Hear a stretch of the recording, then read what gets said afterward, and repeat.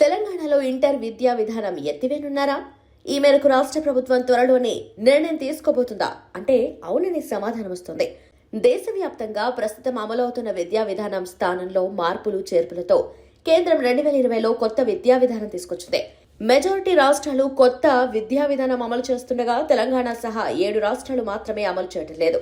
ఈ క్రమంలోనే కొత్త విద్యా విధానం ఎందుకు అమలు చేయడం లేదని అభ్యంతరాలు తెలపాలని కేంద్రం అప్పటి బీఆర్ఎస్ సర్కార్ను కోరినప్పటికీ ఎలాంటి నిర్ణయం తీసుకోలేదు.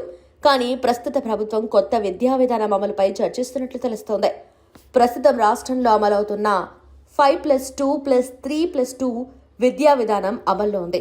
దీన్ని 5+3+3+4 అంటే 5th వరకు ప్రీ ప్రైమరీ, 8th వరకు అప్పర్ ప్రైమరీ, 9th నుంచి సెకండరీ విద్యా విధానం అమలు చేయాలని కేంద్రం భావిస్తోంది.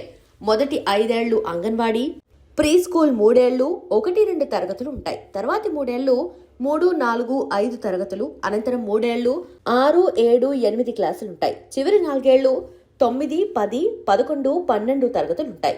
ప్రస్తుతం తెలంగాణలో స్కూల్, ఇంటర్ విద్యా విధానం వేర్వేరుగా కొనసాగుతున్నాయి.